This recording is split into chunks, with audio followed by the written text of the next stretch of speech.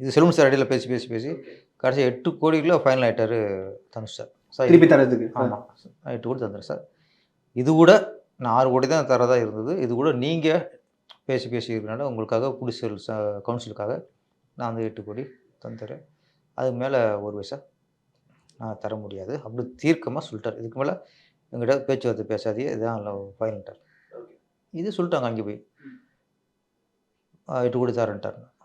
அவர் அதெல்லாம் முடியாது, எனக்கு 16 கோடி தான் வேணும் அப்படின்னு அவர் பிடிவாதமாக இருந்ததன் காரணம் தான் இதாகிடுச்சு. அப்போ திருப்பி தனுஷ் ஒரு வார்த்தை விட்டார். இதுக்கு மேலே கேட்டார் அவர் கோர்ட்டில் பார்த்துருக்கோம். ஒரு விஷயம் சினிமா பஞ்சாயத்தில் சார், ஒரு டைரக்டருக்கும் ப்ரொடியூசருக்கும் பிரச்சனை வச்சுங்களேன். பஞ்சாயத்து பண்ணும்போது இப்போ ப்ரொடியூசர் இயக்குனர் சங்கம் சேர்ந்து ஒரு சொல்கிறோம், தீர்வு சொல்லும்போது அதுக்கு அவங்க உடன்படவில்லை என்றால் சங்கத்துக்கு உடன்படவில்லை என்றால் அவங்க கோர்ட்டுக்கு போகிறோம். சங்கம் சொல்கிறது நீ உடன்பட்டு தான் ஆணுங்கிறது சட்டம் இல்லை. புரியுது. கட்டாயம் இல்லை. இப்போ நான் ப்ரொடியூசர் டைரக்டர் சொல்கிறோம், இப்போ ஒரு பிரச்சனை, நீ வந்து ஒரு கோடி கொடுத்துரு, சம்பளத்தை விட்டு கொடுத்துரு அப்படின்னா அதுக்கு அவர் உடன்பட்டால் தான்.